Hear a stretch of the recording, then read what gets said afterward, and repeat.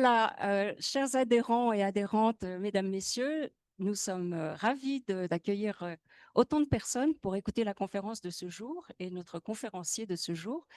Donc, le sujet, c'est l'hypnose dans tous ses états. L'idée étant de parler de l'hypnose en tant qu'état, on va dire, et en même temps en tant que thérapeutique. Et Matteo Cohen est médecin aux HUG, il est adjoint au chef de service en médecine interne générale, donc un médecin de la médecine très classique et très basée sur l'épreuve, on va dire, et en même temps responsable du Centre de médecine intégrative des hôpitaux universitaires de Genève qui vient d'être créé, dans lequel vous êtes responsable du programme d'hypnose dont vous allez nous parler. Et puis, Matteo Cohen est par ailleurs un médecin formé en douleur et en médecine psychosomatique, c'est comme ça que nous nous sommes connus.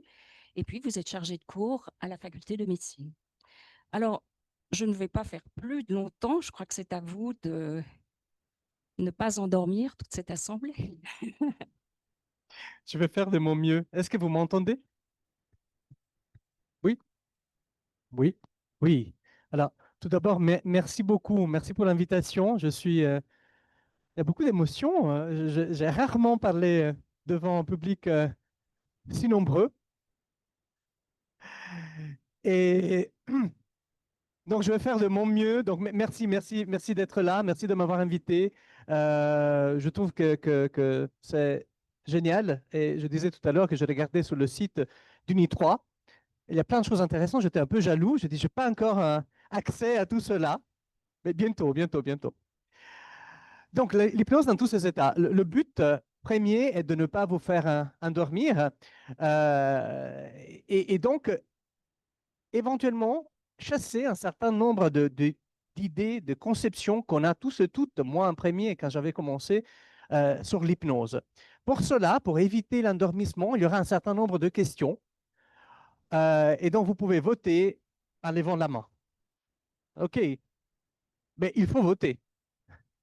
Alors, je n'ai pas de conflit d'intérêt financier et mes conflits d'intérêt intellectuels viennent d'être dévoilés. Donc, je n'ai pas beaucoup plus à rajouter. Et donc, on commence tout de suite avec une question pour vous. Quand on parle d'hypnose, vous pensez à quoi? Qu'est-ce que c'est l'hypnose pour vous? L'hypnose est une forme de communication? L'hypnose est une technique? Est-ce que l'hypnose est un état modifié de conscience ou est-ce que c'est une maladie mentale proche de l'hystérie? Alors, qui vote pour la 1? L'hypnose est une forme de communication. OK. 3, 4 personnes. Qui dit que l'hypnose, finalement, est une technique? Ouais. Qui dit que l'hypnose est un état modifié de conscience? Et qui dit que c'est une maladie mentale proche de l'hystérie? Ah, il y a quelqu'un. Alors, il y a 2 personnes qui auraient pu le dire, mais qui sont décédées il y a longtemps. Un, c'était Jean-Martin Charcot de la Salpêtrière et l'autre, c'était M. Gilles de la Tourette. Et on parlerait tout à l'heure. Donc, l'hypnose. Alors, le plan pour l'après-midi, pour cette conférence, sera de donner quelques définitions au pluriel de l'hypnose, l'histoire de l'hypnose, petite histoire de l'hypnose.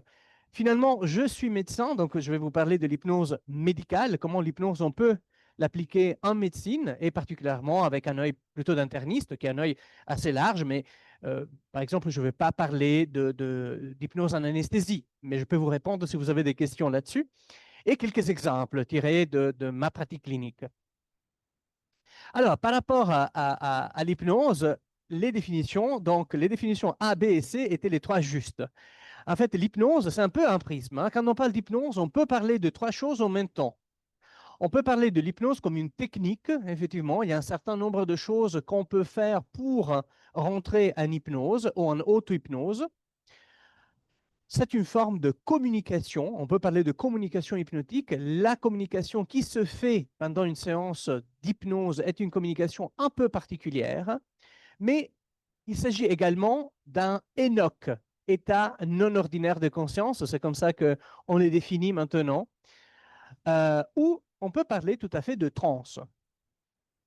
La définition de la transe qui a été donnée par la American Psychological Association en 2015 Et grosso modo, il y a une mise à jour chaque 10 ans. Donc on est en 2025, donc je m'attends bientôt à une nouvelle définition et assez simple, qui nous fait comprendre que la transe hypnotique est quelque chose de quotidien.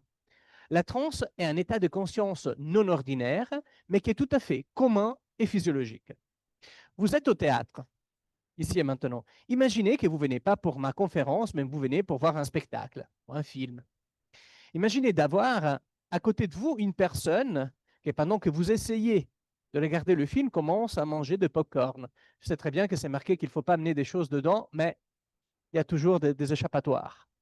Donc la personne commence à manger des pop-corn, le film n'a pas encore commencé, vous êtes en train de lui dire ben, arrête s'il vous plaît, et le film commence. Ben, ce qui se passe, c'est que votre attention tout d'un coup se focalise sur le film. En plus, vous aviez une motivation pour venir voir le film.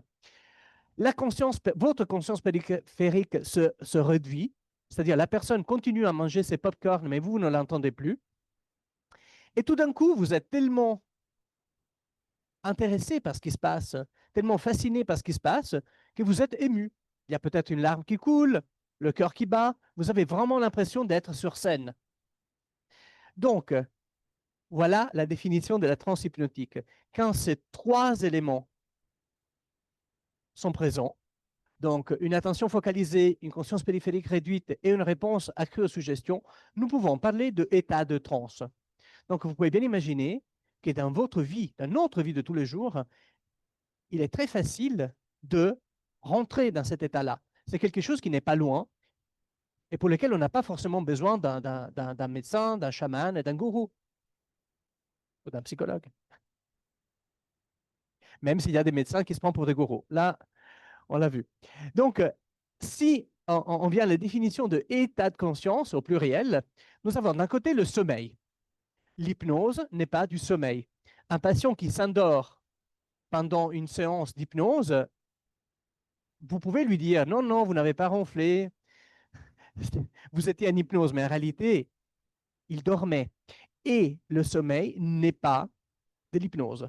Donc, dans le sommeil, après, on peut définir un état ordinaire de conscience, c'est-à-dire l'état de sommeil, le sommeil habituel, et des états non ordinaires de conscience dans le sommeil, qui sont les parasomnies, les personnes qui marchent quand ils dorment, par exemple. Mais on ne parle pas de ça, parce que l'hypnose est un état de veille. Donc, dans la veille, nous avons la veille habituelle, entre guillemets, la conscience critique. Vous êtes là, vous écoutez ce que je dis. Sur certaines choses, vous êtes d'accord, sur d'autres, vous dites peut-être, je poserai la question après. Vous êtes capable d'interagir avec ce qui se passe autour de vous. À l'opposé, il y a cet état de transe dont on a donné la définition tout à l'heure, caractérisé donc par une absorption et une dissociation de ce qui se passe autour de nous, une pensée critique qui baisse un tout petit peu, c'est ça qui nous fait pleurer quand on regarde un film. Et pourtant, bon sang, nous sommes assis sur le canapé, mais nous avons l'impression d'être dans le film. Et une augmentation de la suggestibilité. C'est bien cette augmentation de la suggestibilité, hypersuggestibilité, qui est la base du côté thérapeutique de l'hypnose. La transe peut être spontanée, c'est-à-dire que certains chercheurs ont remarqué qu'environ chaque 90 minutes, il y a un moment où notre conscience s'absente un peu. Et nous rentrons spontanément dans cet état de rêverie, qui n'est pas du sommeil. Ce n'est pas quand vous piquez du nez. Donc, ne justifiez pas le fait que vous êtes fatigué en disant j'étais en transe. Non, ça, c'est autre chose. La transe spontanée, c'est quand vous avez l'impression, par exemple, à un moment donné, vous ne savez pas exactement à quoi vous étiez en train de penser. Et vous avez eu une idée peut-être, ou rien du tout. Un moment de suspension. Pour la transe induite, ben, on a parlé des spectacles. Les spectacles peuvent nous faire entrer dans une transe. La musique, qu'elle soit jouée ou écoutée, vous voyez bien que les grands musiciens, à un moment donné, ils sont happés, ils sont ailleurs. Cette forme de ailleurs, c'est bien, bel et bien la transe. Certains rituels, la répétition des mantras, la récitation du chapelet, ça c'est vraiment quelque chose qui est commun à toutes les formes de religion et de rites, de rituels, mais également à but thérapeutique, l'hypnose, certains types de substances, la méditation, etc., etc. Et donc, sur la base de ce que je vous dis, je veux voir si vous étiez en état de transe ou en état de conscience normal. On associe souvent le mot transe à des pratiques alternatives comme le chamanisme. Est-ce que finalement, on peut considérer l'hypnose comme une pratique ésotérique à l'instar du chamanisme? Qui dit oui? Ah, il y a quand même... Ah. Alors, je reviens en arrière. Euh, et les autres, vous dites non. Donc, je vous laisse lever la main. Parfait. Alors, il y a des points en commun. Un anthropologiste qui s'appelait Agogino disait ben, l'histoire du chamanisme est tout aussi vieille que l'histoire de la transe, parce que les chamans ont effectivement, probablement, dans certaines cultures, la capacité de rentrer dans un état de conscience modifié. Mais c'est vraiment même s'il y a des similitudes, et on verra bien qu'il y a des similitudes neurophysiologiques entre les trans de type chamanique ou d'autres types de trans et la transe hypnotique, les buts sont différents. Dans le chamanisme, le but est d'interagir avec les esprits, interagir avec un chaman, hein, et donc un chaman, avec un dieu, avec une entité. Et le chaman est vraiment le médiateur. Bah, l'hypnose, elle est a priori dépourvue d'aspect ésotérique et on est nous-mêmes notre propre chaman, c'est-à-dire nous interagissons avec autre chose. Et l'autre chose peut être une douleur, par exemple, une angoisse, une problématique. Et le chamanisme ou le néo-chamanisme a quand même un but qui est plutôt spirituel au sens large du terme, tandis que l'hypnose a un intérêt thérapeutique comme pratique intégrative. Ça, c'est essentiel. Le but, ce n'est pas de opposer l'hypnose aux médicaments, mais intégrer l'hypnose aux médicaments. J'ai des patients qui me disent, mais est-ce que je peux utiliser l'hypnose pour traiter l'hypertension? Oui et non. Commençons d'abord avec les médicaments. Et si, pour X, Y raison, vous arrivez avec une auto-hypnose à réduire de quelques millimètres de mercure votre tension artérielle, c'est tout bénef, ce qui nous permettra probablement de réduire le dosage du médicament. Mais il ne faut pas penser d'utiliser ce type de pratique comme alternative aux prescriptions médicales ou d'autres types de prescriptions psychologiques, psychiatriques, etc.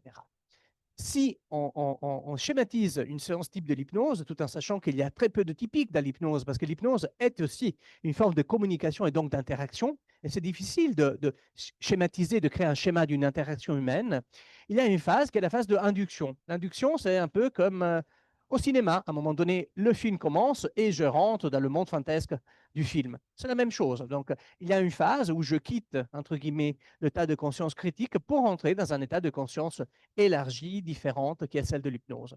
Il y a une phase de dissociation où à la fin, la patiente, il est assis et en même temps, il est capable d'imaginer d'être ailleurs. Et finalement, il y a le travail hypnotique à proprement dire où il y a une collaboration entre le soignant, la soignante et le patient, la patiente pour faire un travail thérapeutique dans cet état particulier qui est la transe, dans lequel les suggestions sont prises plus facilement. Et après, il y a le gros du travail qui se passe après. C'est-à-dire, idéalement, un bon hypnothérapeute donne aussi les clés au patient, à la patiente, pour qu'il puisse apprendre à faire de l'auto-hypnose, rentrer chez elle ou chez lui et pratiquer. Donc, une grosse partie du travail hypnotique ne se fait pas lors de la séance, mais après. Répéter, apprendre, répéter les exercices faits, retrouver les images. Donc, c'est un travail qui est assez actif. On ne dort pas. Vraiment pas. Maintenant, j'aimerais vous montrer quelques évidences sur le fait que l'hypnose est basée sur les évidences. Je suis, comme l'a dit la professeure Alaz, quand même un interniste hospitalier qui tient bien aux évidences et j'aimerais vous fournir des évidences. Par ailleurs, j'aime bien citer ce papier qui est sorti en 2021, donc relativement récent, sur un journal, pas de médecine alternative, mais de médecine interne générale. Donc, un des gros journaux qui font notre littérature a dit, bah, finalement, chers collègues, notre compréhension du mécanisme d'action de l'hypnose est plus solide que celui du paracétamol, celui du dafalgon. Donc, c'est quand même un statement qui est assez important. Qu'est-ce qu'on sait? Donc, la neurophysiologie nous dit que l'hypnose est à nouveau un état de veille, ce n'est pas du sommeil, c'est un état de veille paradoxal dans lequel nous avons souvent, mais pas toujours, une certaine atonie musculaire. Souvent, le patient il est assis, relativement relâché, relaxé, mais avec une activité cérébrale qui est très intense. C'est un tout petit peu ce qui se passe pendant le rêve. Sauf que dans le rêve, on dort, et là, on ne dort pas du tout. Qu'est-ce qui se passe?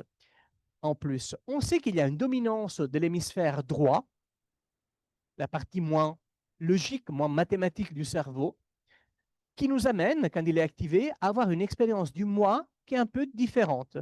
Souvent, quand vous demandez aux personnes ce qu'ils ont vécu pendant la transe, ils disent bah, j'étais moi et pas moi en même temps. J'avais l'impression que le corps était plus grand, plus petit, j'étais plus long, plus court.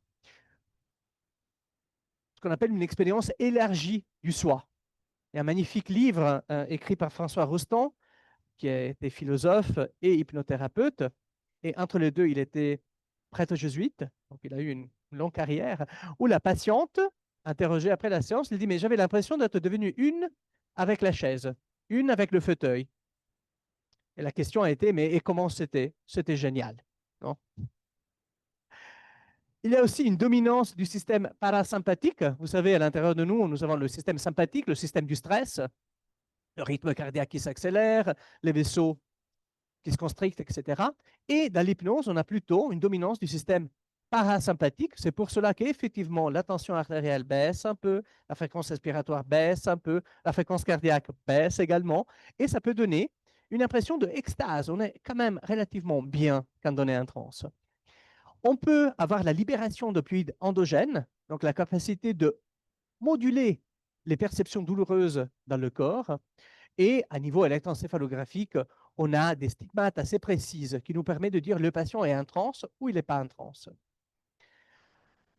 Je vous cite également parce que je trouve que ces trois réseaux que je vais nommer sont très à la mode. On les lit souvent, même dans des journaux de divulgation scientifique. On sait que malgré une disparité des études scientifiques sur l'hypnose, toutes les études convergent sur le fait qu'il y a trois réseaux qui sont impliqués dans l'expérience hypnotique. Sont le network de la salience qui s'active parce que ça nous permet, quand on est en transe, de se focaliser sur quelque chose et se défocaliser du reste. Le network dit de default, qui est le network et quand il est activé, ça nous amène au vagabondage mental. Et quand on est en hypnose, le default network, son activité est réduite. Donc, il y a moins de vagabondage mental dans l'hypnose. On est assez focalisé sur quelque chose. Et il y a aussi le network exécutif central, qui est celui responsable de la mémoire de travail, mais également dans la résolution des problèmes et dans la prise de décision. C'est pour cela que parfois, pas toujours, hein, lors des séances d'hypnose, on a des très bonnes idées. Une problématique est résolue. Vous avez sûrement l'expérience aussi d'être allé au lit avec quelque chose qui vous taraudait. Vous êtes posé des questions toute la journée. À un moment donné, pendant le sommeil, quelque chose s'est passé et le lendemain, je dis, mais j'ai compris. Et en fait, probablement, ce network exécutif central permet de faire abstraction, synthétiser et vous donner le lendemain la solution. Ça ne marche pas tous les soirs, hein. Mais, juste vous dire, c'est vraiment un état neurofonctionnel spécifique. Et ces trois réseaux, ensemble, nous amènent à une réorganisation dynamique et fonctionnelle qui amène à une attention différente, une conscience de soi différente et une perception corporelle qui est différente. Maintenant, l'idée, comment tout cela peut être utile d'un point de vue clinique. Mais d'abord, un petit clin d'œil à l'histoire, parce que l'histoire de l'hypnose est longue. D'abord, pourquoi on l'appelle hypnose? Hypnos, c'est la personnification, selon la mythologie grecque, du sommeil. Et hypnos, ça c'est son arbre généalogique. Hein. Les arbres généalogiques, pour la mythologie grecque, ils sont assez compliqués. Et rien que pour Hypnos, on sait qui est sa maman. C'est un des fils de la nuit, donc fils de Nyx. Et on ne sait pas trop si c'est le père de Morphée ou le demi-frère. On commence tout de suite à avoir un peu de confusion, qui est le dieu des rêves. Mais c'est aussi également, et je pense que c'est assez intéressant, c'est un des frères de Thanatos. Thanatos, c'est la mort. Donc, quand on parle d'hypnose, probablement, il y a tout cela qui se nous réveille un peu. On parle de nuit, on parle de mort, on parle de sommeil.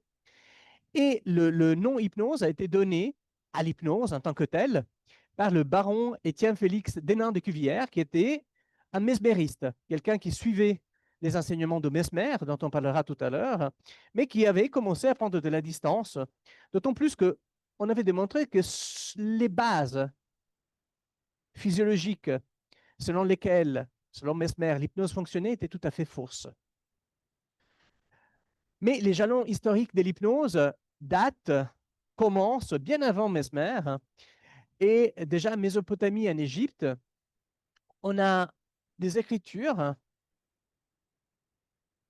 avec des formules, des sortes de formules magiques, mais qui permettaient à l'époque aux gens, en absence de médicaments, de gérer la douleur. Et parfois, c'était des formules très simples, mais qui apparemment marchaient, comme quoi le médecin de l'époque suggérait au patient de faire quelque chose sur sa main, la rendre grosso modo magique, la poser à niveau de la joue, à niveau des rages de dents, et de dire à la douleur qu'elle s'en aille. Vous pouvez essayer, mais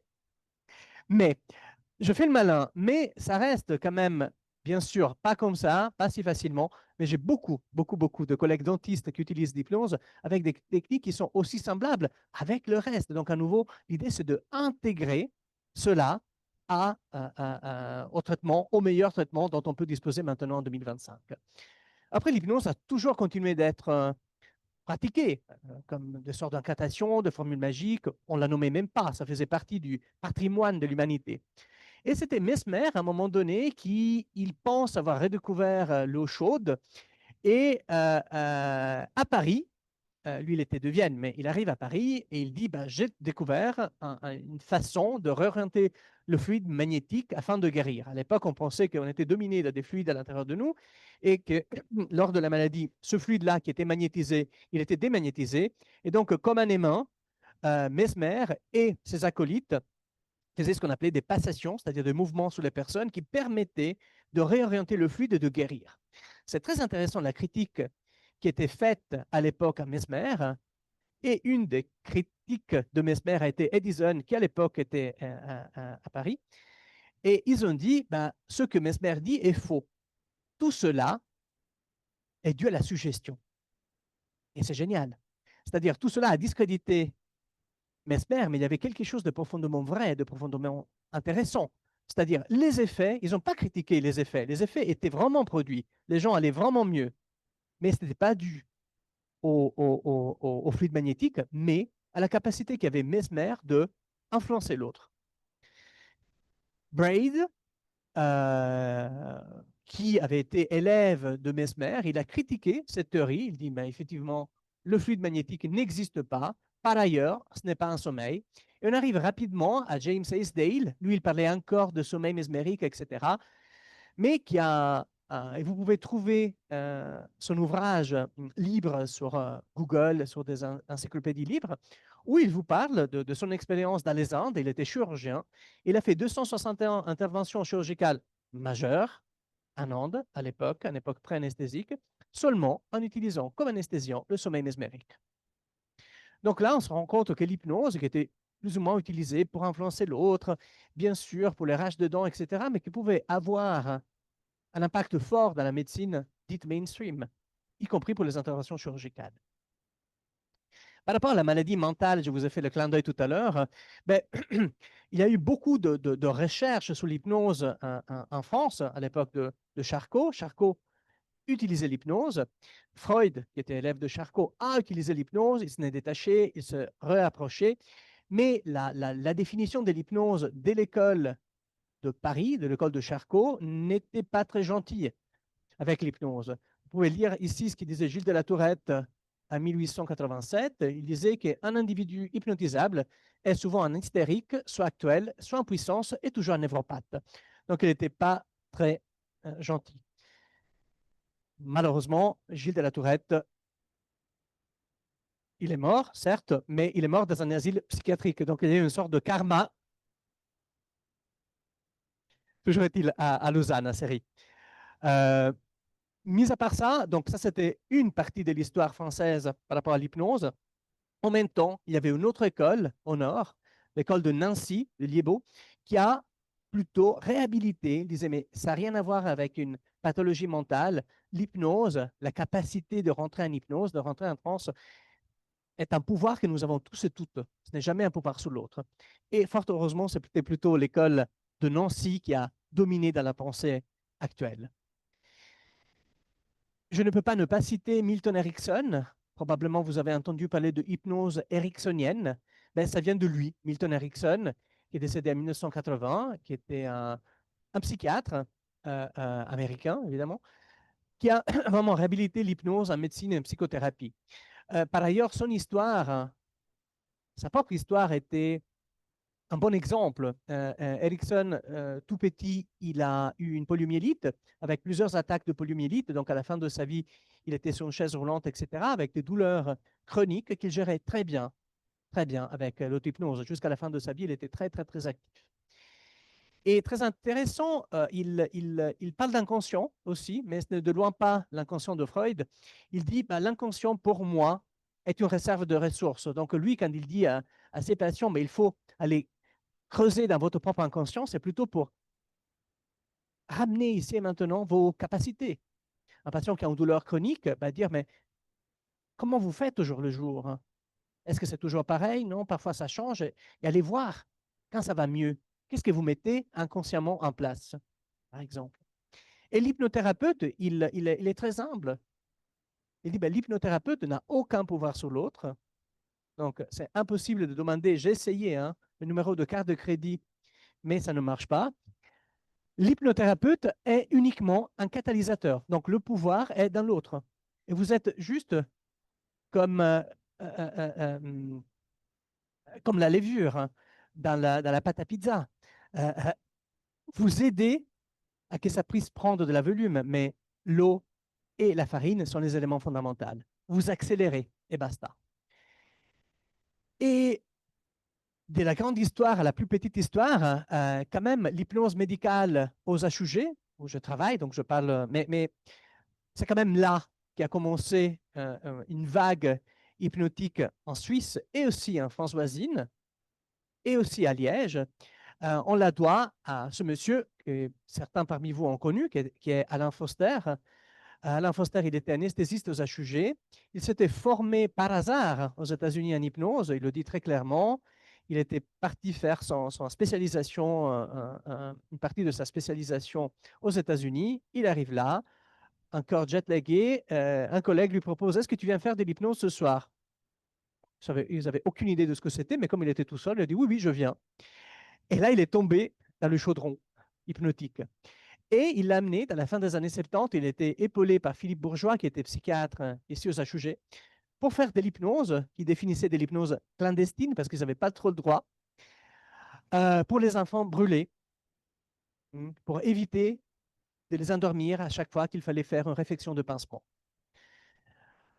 De fil en aiguille, Alain, il a amené à la création de l'Institut roman d'hypnose avec d'autres collègues et d'autres thérapeutes au groupement J'envoie d'hypnose hospitalière. Et on arrive en 2017 où l'hypnose se vulgarise encore plus, ouvre encore plus, disons, l'hôpital. C'était le titre par ailleurs d'un article sorti à l'époque, ouvre les portes à l'hypnose. L'hypnose était déjà installée, mais sous l'impulsion d'Adriana Wolf et de Clarence Sigrist, vous avez probablement lu quelques articles à l'époque, l'hypnose s'assoit encore plus dans l'hôpital avec le programme Hypnose HUG qui a comme but de suivre des patients, mais aussi former des soignants, des soignantes à l'hypnose. Maintenant, on vient à l'hypnose médicale. Toujours cet article que je vous ai cité tout à l'heure, dans le même article, on retrouve ces phrases qui sont assez puissantes, je trouve. Si l'hypnose était un médicament, il serait standard of care, ça serait le standard. Il faudrait presque commencer par l'hypnose après tout le reste. Et dans ce livre-là, il disait, dans cet article, qu'il faut plaidoyer pour une utilisation plus large de l'hypnose avec des internistes intrépides à la tête de la charge. Donc, ils y croient vraiment. L'hypnose, comment on peut l'utiliser en médecine? C'est une technique adjuvantive, à nouveau. On ne parle pas de médecine alternative, mais c'est une forme de soins intégratifs. Le mode d'action est clair. Maintenant, vous le savez mieux que moi, ou tout aussi que moi, avec ces trois réseaux. Il y a peu ou pas d'effets secondaires et l'utilisation, effectivement, en augmentation. Maintenant, à vous, pour voir si vous êtes en transe ou vous êtes en conscience critique, selon vous, selon ce que vous avez entendu, pour quelles conditions il y a le plus d'évidence en faveur? Qui dit les douleurs chroniques? Ok. Qui dit le côlon irritable? Ouais. Qui dit les acouphènes? Qui dit l'arrêt du tabac? Ah ouais, le tabac, ça fait un tabac souvent. Alors, il y a effectivement, comme il y a très peu de contre-indications, il y a pas mal d'indications. Mais si on creuse dans la littérature scientifique, les deux indications qui sortent le plus sont effectivement les douleurs chroniques et le côlon irritable, qui est un syndrome douloureux chronique où il y a une partie de douleur et pas que, il y a des ballonnements, etc. Si je vous le résume, quel est le potentiel thérapeutique de l'hypnose? Si on sélectionne de toute la littérature existante, et je parle de milliers et milliers et milliers d'articles sur l'hypnose, seulement les articles qui ont le plus de validité, les plus solides, nous avons un certain nombre d'études originales, 11, qui font ressortir l'intérêt de l'hypnose pour les douleurs chroniques, la douleur aiguë, les syndromes de l'intestin irritable.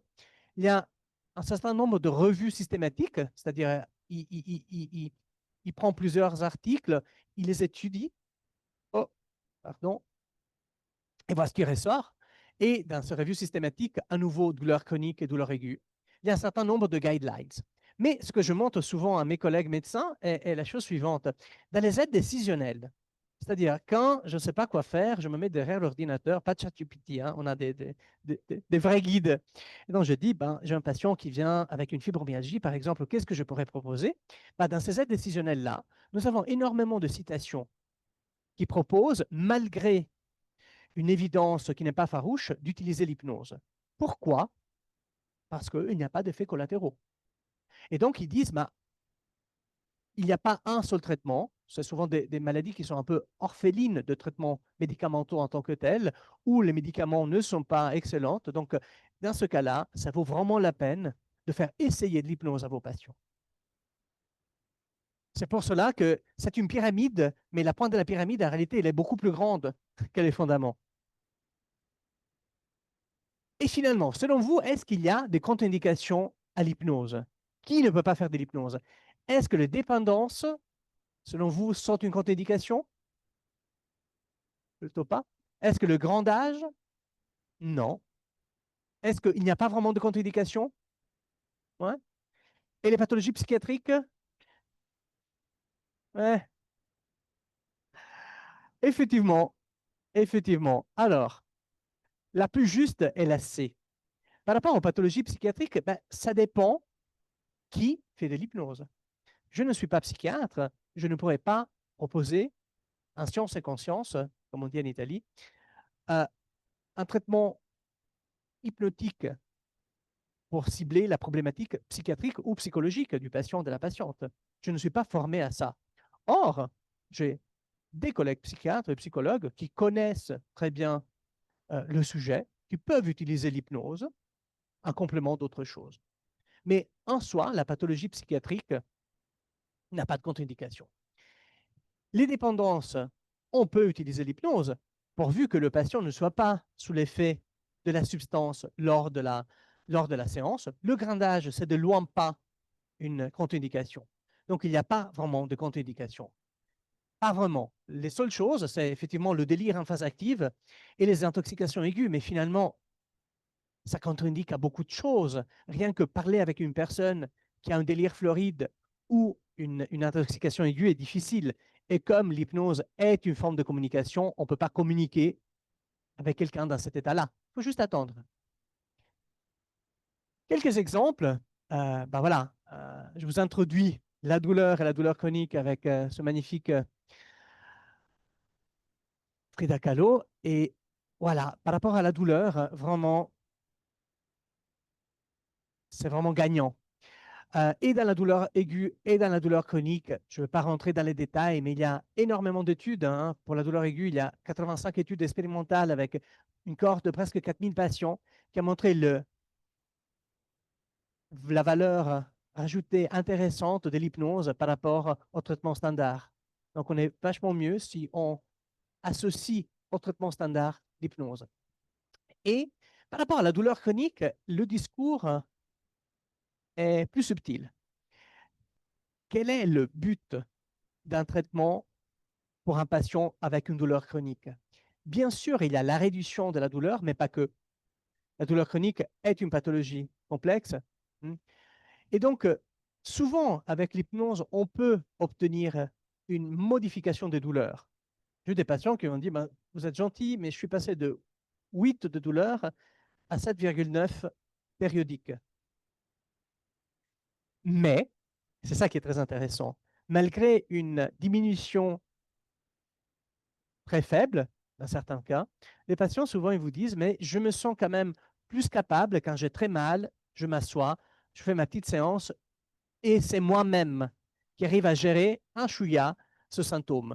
Donc, du coup, j'arrive à exercer un certain contrôle. Je ne suis plus uniquement dépendant du physiothérapeute, du médicament, etc. Et donc, dans la grande majorité des cas, on arrive quand même à avoir un effet très intéressant sur l'humeur, sur la vitalité, sur la capacité de se relaxer et moins de répercussions négatives. Mais à nouveau, il faut penser que le traitement de la douleur chronique est un traitement multimodal et donc l'hypnose est une pièce dans le puzzle de la prise en charge. Je vous passe l'explication neurophysiologique et je vous fais quelques exemples, comme je vous avais promis, par rapport à la douleur. Par exemple, j'aimerais vous citer ce cas qu'on a suivi avec un collègue, Niels Siegenthaler, qui était intensiviste aux HUG. Maintenant, il est à la Tour. Et en tant qu'intensiviste, ben, il vivait et il voyait des choses très intenses, très intensives. Et donc, ça, c'était une dame qui avait une grosse attente cardiaque pour qui il était nécessaire de mettre en place ce qu'on appelle une ECMO. C'est une machine corps-poumon. Ça lui permet de oxygéner le sang pendant qu'un cœur très défaillant se repose. C'est souvent, on l'utilise en attente d'une greffe. Et pour mettre en place cette machine, c'est une intervention qui est relativement simple du côté médical. Il s'agit surtout d'insérer des tuyaux, mais c'est des tuyaux de grand calibre, donc vous pouvez bien imaginer que ça demande une certaine, voilà, une certaine type d'anesthésie. Et pour cette patiente-là, ou de sédation, comme elle était très fragile, ils ont quand même essayé de ne pas utiliser des sédatifs et des hypnotiques. Ils ont utilisé juste l'hypnose. Et c'était clairement, c'était très intéressant ce qui s'est passé. C'est-à-dire que Niels avait utilisé les souvenirs de la patiente. Il l'a amené dans un lieu surimaginaire. La patiente était convaincue d'être avec le collègue, la dissociation. Hein. Elle était bien sûr au bloc et en même temps, elle était au marché provençal, en train d'acheter des olives. La patiente n'a exprimé aucune détresse sur le moment. Mais ce qui est le plus touchant pour moi, c'est qu'à distance de moi, elle écrivait encore de mails aux collègues en disant est-ce que vous vous rappelez quand on est allé au marché provençal ensemble? Donc, c'est grandiose. On pourrait être extrêmement choqué par un type d'intervention pareil et elle avait quand même un souvenir positif. Donc, quand on parle de empowerment, non, on gagne du pouvoir. J'ai encore 3 minutes, je vais rapidement. Là, c'était moi, toute jeune, là aussi, toujours aux soins intensifs. C'était une jeune femme qui avait été descendue aux soins intensifs pour des céphalées tellement importantes qu'elle était sous haute dose de morphine. La morphine inhibe les centres de la respiration, donc il fallait la monitorer parce qu'on avait peur qu'elle puisse arrêter de respirer. Aux soins intensifs, ça peut arriver, hein, mais donc aux soins intensifs, elle était le bon endroit pour elle. Elle m'a dit, mais est-ce que vous pouvez faire quelque chose pour moi? Vous avez déjà la morphine, je n'ai pas grand-chose à vous proposer. Je dis, mais qu'est-ce qui se passe dans votre tête? Elle dit, mais j'ai l'impression, et à nouveau, donc c'est le pouvoir de la patiente. Moi, je n'avais aucune idée de ce qui se passait dans sa tête, mais elle avait l'impression d'avoir ces vaisseaux cérébrales qui étaient secs, elle me dit, c'est comme des pruneaux secs dans un bocal. Waouh! Et elle n'était pas en transe, c'était sa propre représentation. Et je dis, mais est-ce que vous pourriez éventuellement les réhydrater? Et voilà, et la patiente a pu s'endormir. Pas pour toujours, hein. Donc, donc, elle allait mieux et le lendemain, elle est sortie de l'hôpital. Mais à nouveau, ce que j'aime bien, c'est aussi le fait de pouvoir s'approprier de la technique, hein. C'est ça que Power to the People, vraiment, c'est une forme de thérapie qui continue après, même une fois que vous avez arrêté de voir le thérapeute. C'est ça qui est le plus intéressant. Là, c'était une femme de 48 ans qui avait des douleurs chroniques à la hanche. Elle avait appris que finalement, elle pouvait se induire, je ne sais pas comment elle faisait, c'était juste incroyable, une chaleur à niveau de la main. Elle visualisait plutôt sa douleur à niveau de la hanche comme quelque chose de froid, donc elle posait la main à niveau de la hanche et ça allait mieux. Et après, elle m'a menti. C'est-à-dire qu'un beau jour, elle m'a dit, écoutez, docteur, j'ai oublié de vous dire que j'allais être opéré à l'hôpital. Je vous fais quand même un retour. Je me suis permise, j'étais super content, d'utiliser les techniques qu'on a utilisées pour la douleur chronique, pour la douleur post-opératoire. Je ne sais pas si j'avais le droit, mais ça a super bien marché. Et donc, elle me dit, je vous tiens au courant compromis. Bah, elle ment. Elle dit, tout s'est bien passé, les douleurs ont été plus que supportables.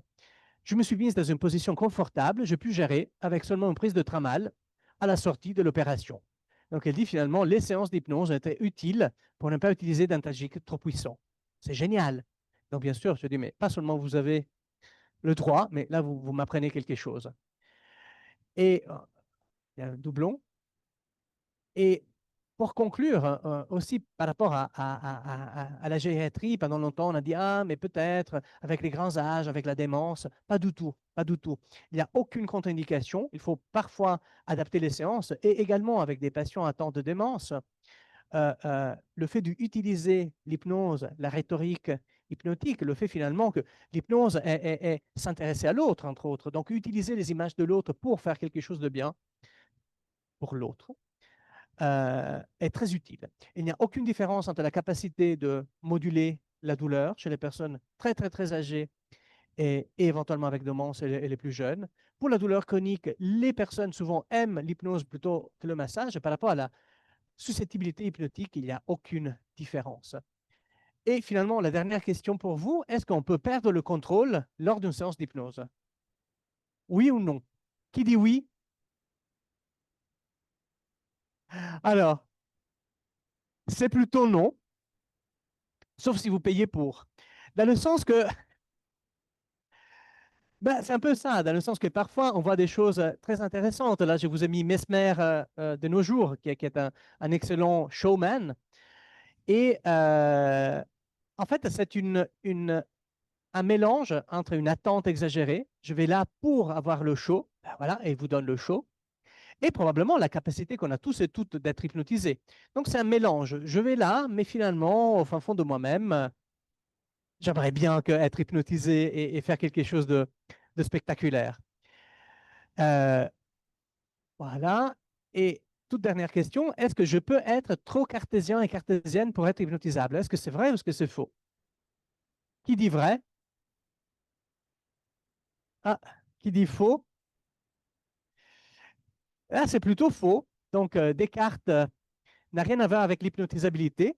En fait, bien sûr, hein, bah, déjà, aller voir un médecin ou un psychologue qui fait de l'hypnose, il faut le vouloir. Donc, on sait ce qu'il va nous proposer. Ça m'est arrivé d'avoir quelques patients qui disent, mais je viens vous voir pour l'hypnose, mais je ne veux pas faire de l'hypnose. Je dis, ah ouais, bon, ça va être compliqué. Bon, heureusement, je suis aussi interniste, donc, mais l'hypnotisabilité en tant que telle, elle est multifactorielle. Et il y a environ un 10% de la population qui est peu hypnotisable de base et un 10% qui est très, très hypnotisable. On a la fameuse courbe en cloche de Gauss. Mais ce qui est très intéressant, c'est que l'hypnotisabilité peut être entraînée ou augmentée. Le plus on s'entraîne, c'est comme la musicalité, hein. Donc, il y a des personnes qui disent je ne sais pas jouer. En réalité, c'est assez rare de trouver quelqu'un qui est vraiment pas doué pour la musique. C'est une toute petite pourcentage. On a des affinités plus ou moins fortes avec la clé de violon, mais si on s'entraîne, il est possible d'améliorer, voire d'obtenir des choses très intéressantes. Et par ailleurs, rassurons-nous, moi-même, je ne suis pas sûr d'être très, très hypnotisable, mais l'efficacité clinique est relativement peu corrélée à l'hypnotisabilité. Donc, on peut avoir des effets cliniques excellents, même si on n'est pas même si on ne fait pas la poule ou le chien à la fin de la séance, comme il nous fait faire un mesmer. Et donc voilà, c'est ça l'hypnotisabilité. Rappelez-vous également que l'hypnotisabilité est plutôt une ressource. Plusieurs papiers ont montré que c'est une ressource parce que les personnes hypnotisables arrivent à mieux contrôler la douleur, mieux réguler le stress. Ça améliore la conscience corporelle. Mine de rien, nous sommes plus capables de comprendre ce qui se passe à l'intérieur de nous. Et c'est un bien-être supérieur.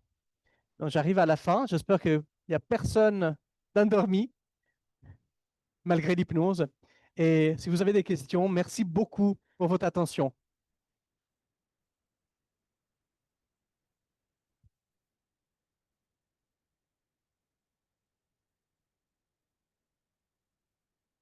Bien, merci beaucoup pour cette magnifique conférence qui était vivante et très informative. Je suis certaine qu'il y a beaucoup de questions dans la salle, donc on va passer dans les allées et puis on va passer une fois d'un côté, une fois de l'autre.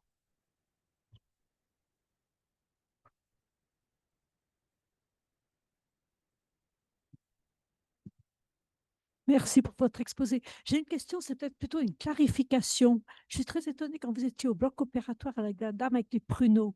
Est-ce que c'est vous qui étiez en soins avec la patiente ou est-ce que c'est l'interniste qui vous a appelé du fait que cette patiente La n'allait dame pas avec bien? les pruneaux. Parce que j'ai jamais entendu qu'au bloc opératoire, il y avait des fois quelqu'un qui connaissait l'hypnose. Ah, il y en a énormément. Mais d'emblée, je veux dire. Alors, il y a deux choses. Alors, en soi, la dame, elle n'était pas au bloc opératoire, fort heureusement, elle était aux soins intensifs. Mais ça permet de rebondir. L'hypnose à Genève, elle a bien commencé au bloc opératoire. Et donc, aujourd'hui, en fait, rien que les collègues infirmières, anesthésistes, je dirais que le 80% sont formés également à l'hypnose. Et donc, il faut de l'hypnose tout en douceur, dans une forme de communication hypnotique. Après, bien sûr, on ne va pas proposer d'emblée une intervention sous hypnose sans utiliser les autres médicaments. Mais au bloc opératoire, elle est très utilisée. Oui, aujourd'hui, on vous propose quasi systématiquement de l'hypnose Tout à fait. en tout cas aux HUG, beaucoup pour les enfants aussi, pour éviter de donner trop d'anesthésique, et puis on met ensuite les médicaments Effectivement. anesthésiques, mais l'induction se fait souvent sous hypnose, Tout à fait. si les gens sont d'accord. Et ça permet, comme vous le dites, de réduire les doses de médicaments qui sont données. Et donc les potentiels effets collatéraux, etc., etc. J'ai une question, c'est super l'hypnose, mais quand on va chez le médecin puis qu'on a des petits problèmes de santé, la première chose qu'ils font, c'est plutôt donner des médicaments que de proposer des séances d'hypnose. Est-ce que les caisses maladies mettent un frein à l'hypnose parce que ça prend plus de temps ou voilà.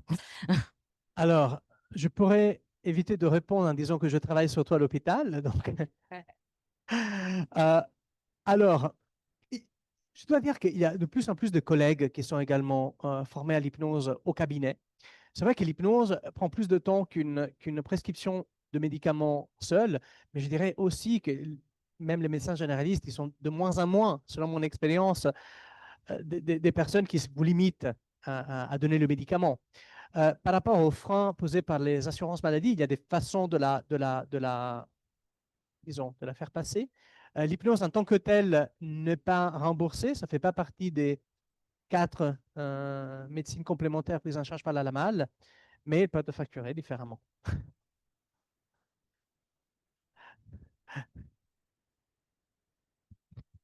Je vous remercie beaucoup pour votre conférence qui était très intéressante. Mais j'ai cependant une question. Lorsque vous avez par exemple une arthrose de la hanche ou du genou, ou peu Oui, importe, où vous n'avez plus de cartilage entre les deux os et que la douleur est très intense, je pense que vous ne proposez pas de l'hypnose. bien sûr que non. Disons, à nouveau, l'hypnose est un traitement, une technique, une approche intégrative. Si à un moment donné, il faut remplacer euh, le genou, l'articulation, il faut le faire. Alors, je ne suis pas formé pour, mais voilà, il y a des indications qui sont très claires. Or, parfois, ça ne suffit pas. Il y a des douleurs qui peuvent être résiduelles. En attendant l'intervention, ça peut être utile. Dans ce cas-là, la dame, elle avait déjà tout fait ce qu'elle pouvait faire, mais mine de rien, c'était une situation congénitale très ancienne. Elle avait des douleurs chroniques. Et dans ce cas-là, puisque en plus il faut tenir compte aussi du choix et des préférences du patient, de la patiente. Dans ce cas-là, elle ne souhaitait pas certains types de médicaments, donc ce qu'on appelle les paliers, donc les paliers les plus élevés, ce qu'on appelle le palier 3, par exemple, elle refusait les opiacés, les morphiniques, etc. Donc on était relativement restreinte par rapport à ce qu'on pouvait lui proposer. Donc, il y a des indications qui sont très spécifiques où justement on peut diminuer la douleur, mais on ne peut pas la supprimer complètement. Oui, tout à fait. Alors, la suppression totale de la douleur, ça serait aussi mal, parce que dans le sens qu'il faut quand même imaginer que la douleur, surtout la douleur aiguë, hein, est quand même un message que le corps nous donne. Dans la douleur chronique, ce que je dis souvent à mes patients, à un moment donné, la douleur chronique, donc qui persiste longtemps, elle n'a plus d'utilité. Dans le sens où on a compris qu'il y a quelque chose qui n'allait pas. Maintenant, comment on peut la calmer? Et donc, l'hypnose est une des techniques qu'on peut mettre en place pour améliorer soit la perception de la douleur, soit malgré la douleur, améliorer la vie globale. Pour donner un complément sur ce sujet, parce que je suis une spécialiste de la douleur, donc je me permets d'intervenir là-dessus, mais Il faut... je trouve que ce qui est très intéressant dans l'hypnose, dans la douleur, c'est la possibilité de dissocier le sentiment désagréable du sentiment de douleur, parce que la douleur est toujours là, mais elle est vécue comme moins désagréable. C'est comme Totalement, ça que totalement. c'est ce que vous dites. Après, les gens ont une qualité de vie qui est quand même meilleure. Souvent, ouais, exactement. Je parle du signe, du passage du mais ou et. Souvent, les patients, ils disent, j'ai mal, mais je sors quand même. Avec l'hypnose, souvent, ils arrivent à dire, j'ai mal et je sors. Et donc, ce n'est pas aversative, ça devient inclusif. J'ai mal, c'est une partie de moi. Je la sens, ce qui n'empêche pas d'avoir une vie de qualité. Donc, avec exactement ce que vous disiez. Quel est le lien de parenté entre l'hypnose et la relaxation thérapeutique pratiquée par exemple, certains psychiatres? Alors, il y a beaucoup de techniques, hein. Donc, par exemple, moi, j'ai pratiqué moi-même le training autogène, qui est une forme de relaxation, la technique autogène de Schultz. Après, il y a la relaxation, j'ai pratiqué aussi psychanalytique selon la méthode Sapir, par exemple. Alors, il y a beaucoup de choses en commun. Ce qui manque au training autogène et à la relaxation, mais ce qui manque exprès, parce qu'ils n'ont pas voulu, et je peux bien entendre, c'est qu'il n'y a pas le côté suggestif. Donc souvent, on arrive à la relaxation. La relaxation en tant que telle est très agréable normalement. Probablement, on frôle un état de type hypnotique, de type transe, mais ce qui manque est typiquement le côté suggestif, inductif.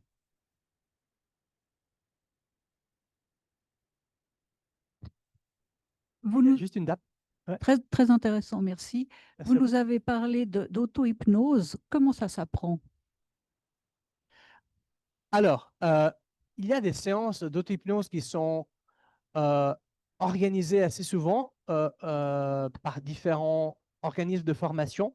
Je peux parler de l'IRIS et sans avoir trop de conflits d'intérêts parce que c'est le seul institut, par exemple, qui est habilité en Suisse romande à former des médecins et qui est reconnu par la Fédération des médecins helvétiques. Et l'IRIS organise plusieurs fois par année, 2, 3 fois par année, des cours d'hypnose qui sont donnés par des médecins ou des sages-femmes ou des infirmières à la population. Sinon, l'alternative est d'aller vers un thérapeute qui fait de l'hypnose et lui demander clairement, bah, je viens vous voir parce que j'aimerais apprendre l'hypnose pour la relaxation, le sommeil, la gestion du douleur, par exemple. N'utilisez pas forcément, voilà, c'est pas mal, hein, il y a pas mal de livres avec des CD, on peut télécharger, écouter des choses. Normalement, la qualité n'est pas mauvaise. Le seul problème que j'ai avec ça, c'est que ce n'est pas ciblé sur vous, sur votre méthode d'apprentissage, sur votre problématique, sur votre façon d'apprendre les choses. Et donc, c'est un peu standard. Donc, ça peut sembler un peu trop large, un peu trop étroite. Donc, de l'hypnose, c'est quand même une relation one-on-one.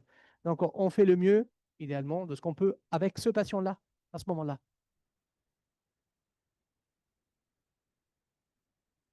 Oui, merci pour votre conférence. J'ai une question un peu douloureuse parce que il y a 6 ans, ma fille qui habite en Ardèche depuis 10 ans a entamé une hypnothérapie pour des problèmes de toucher.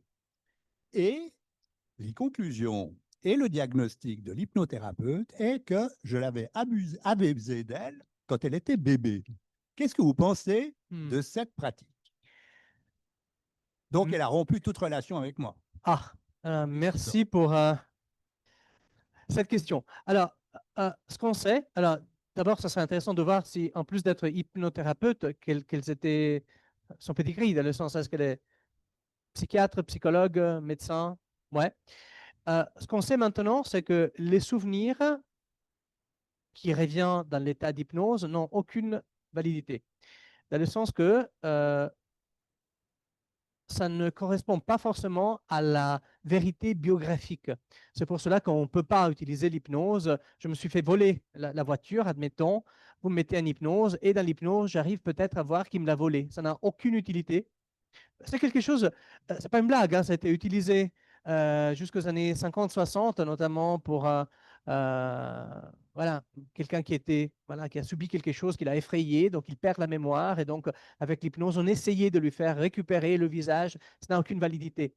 Donc, j'entends votre souffrance et je suis très étonné qu'on puisse encore faire ça, parce qu'on sait très bien que ce n'est pas vraiment vrai, dans le sens, il n'y a pas de vérité biographique là derrière. Donc, est-ce que c'était un souvenir, quelque chose qui a été installé par la thérapeute, quelque chose de symbolique? Donc, merci pour votre témoignage. Mais en soi, les souvenirs qui reviennent en hypnose ne sont pas forcément vrais.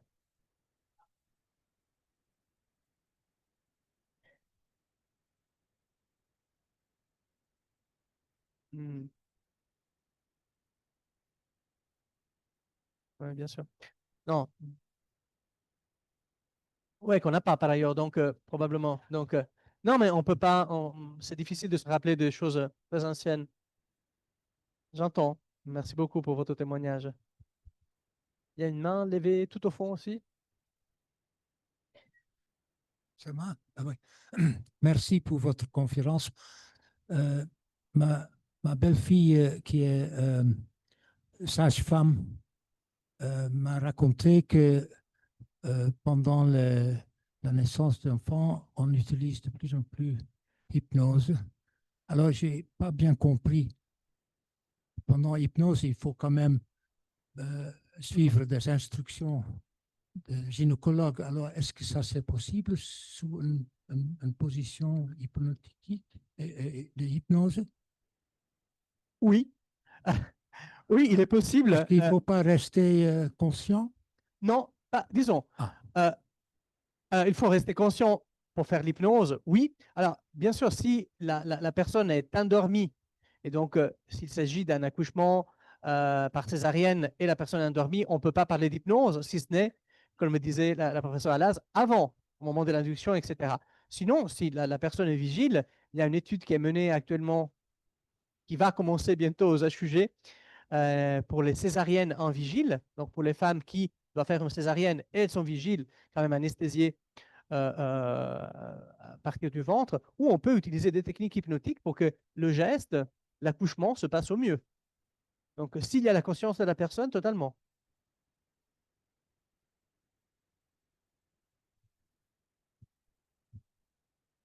Alors, moi, j'aurais peur de sortir de l'état hypnotique. Par exemple, je fais une petite intervention chez le dentiste ou n'importe. Pardon. Moi, j'aurais peur de sortir malgré moi de l'état hypnotique. Ouais. Il y a quand même ce risque.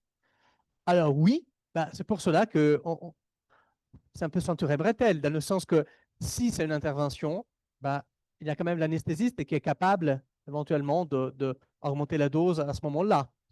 Donc, c'est pour cela, à nouveau, sauf si on est sur une île déserte, mais vous êtes dans une salle, dans un bloc, chez votre dentiste.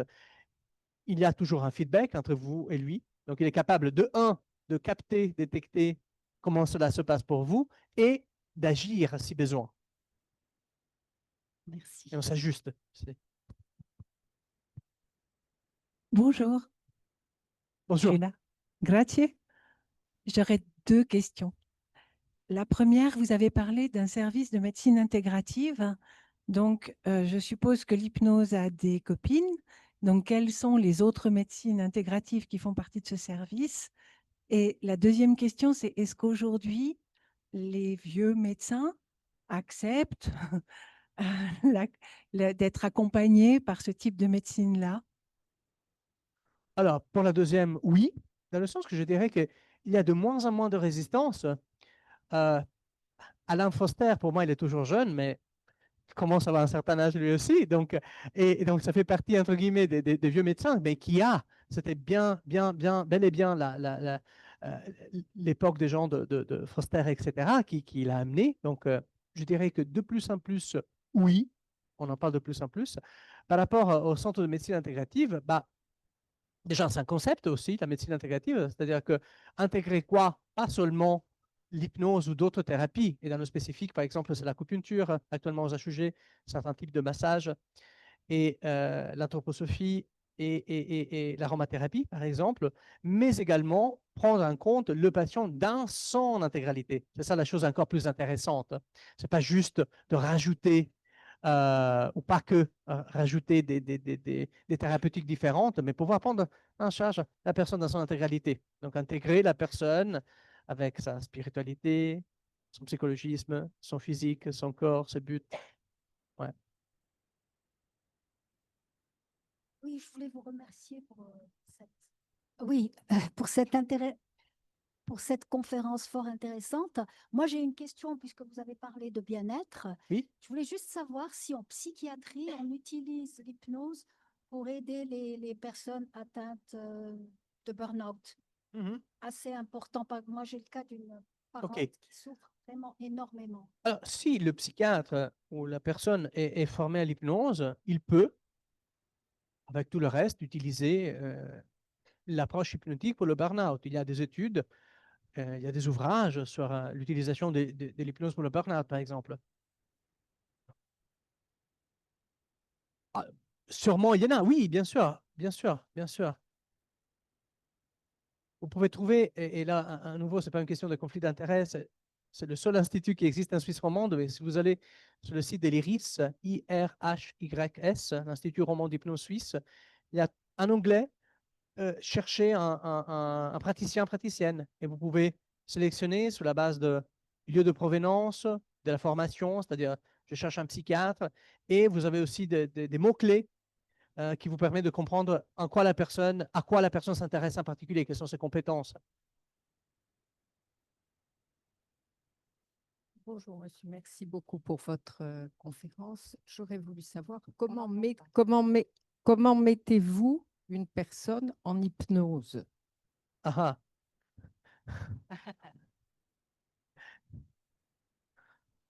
Je pense que c'est beaucoup plus intéressant comment l'autre personne me met à moi en hypnose. C'est ça qui se passe le plus souvent. Tout part de se connaître, donc voir un peu quelle est la façon qu'a chacune de vous de imaginer la réalité, voir la réalité, parce qu'on a des personnes qui sont très visuelles. Quelqu'un qui, voilà, si vous imaginez ce que vous avez mangé hier soir, est-ce que vous avez plutôt l'image de la soirée? Vous avez plutôt le goût de ce que vous avez mangé? Les sons, les personnes avec qui vous étiez, les sensations physiques. Donc, rien que ça vous permet de comprendre comment la personne, quel est le sens le plus développé chez cette personne-là. Une fois que vous avez fait ce brin d'anamnèse assez simple, vous allez utiliser le sens qui est le plus développé, entre guillemets, pour l'accompagner dans quelque chose qui est très physiologique. C'est un peu comme, voilà, si vous aimez bien la musique, vous savez bien que la musique peut vous amener ailleurs plutôt qu'un film. Donc l'idée, c'est un peu ça, voir quelle est sa façon déjà, de rentrer en transe tous les jours et aller utiliser celle-là. Un patient qui vous dit, la musique, c'est quelque chose qui me transporte, on pourrait imaginer d'utiliser la musique ou d'amener des éléments musicaux dans la consultation. Est-ce que je vous ai répondu?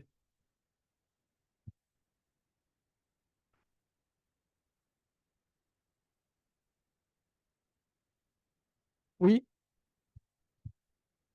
oui, oui. Voilà, je pense que, disons,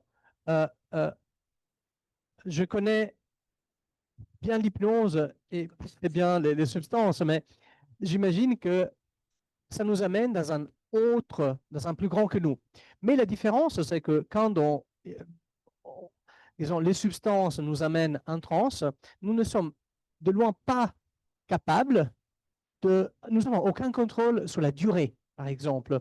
À quel moment ma séance va s'arrêter? Ça dépend de la pharmacologie du médicament, de la drogue, de ma propre physiologie.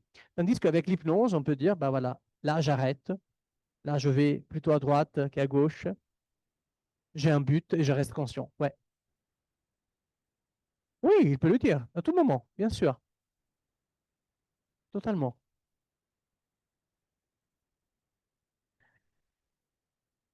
Je vous remercie pour cette excellente conférence. Merci beaucoup. Mais je voulais vous signaler qu'au 19e siècle, en Europe, c'était la folie de l'ésotérisme. Et surtout, beaucoup de maladies mentales se traitaient par l'hypnose, que ce soit en France ou en Allemagne. Oui. Et je voulais savoir pourquoi on emploie moins maintenant, on en parle moins. Et pourtant, ça a été efficace sur bien des cas. Très bonne question. Et c'est pour cela, en fait, l'école de Charcot, hein, Oui, Charcot utilisait l'hypnose, il ne disait pas que ça ne marchait pas, hein, il disait, mais ça marche uniquement chez les hystériques, c'était comme ça qu'on appelait ce type de pathologie, et ça marchait très bien. Pour les autres, non, les personnes qui sont saines n'ont pas besoin d'hypnose. Je pense qu'il y a eu probablement ça, dans le sens qu'on s'est rendu compte que ce n'était pas tout. La psychanalyse, si on pense à certains courants, a pris une certaine distance de l'hypnose à un moment donné, bien que le setting psychanalytique a beaucoup de choses en commun avec l'hypnose. Et pourquoi cela s'est passé, je ne sais pas. Mais par contre, je peux vous dire que de plus en plus, et notamment aux États-Unis, il y a des psychanalystes qui utilisent l'hypnose dans leurs séances. Et on parle de ce qu'on appelle de hypnoanalyse ou analyse facilitée par des techniques de type hypnotique. Si on le considère comme un outil, je pense que c'est très utile. Oui. Je vous remercie. C'est moi, merci beaucoup. Voilà, je pense qu'il va falloir à un moment donné qu'on s'interrompe. Alors, je propose s'il y avait déjà 2 mains levées, il y en avait. Madame, c'est vrai que vous vous êtes annoncée. Vous êtes annoncée depuis très longtemps. Alors.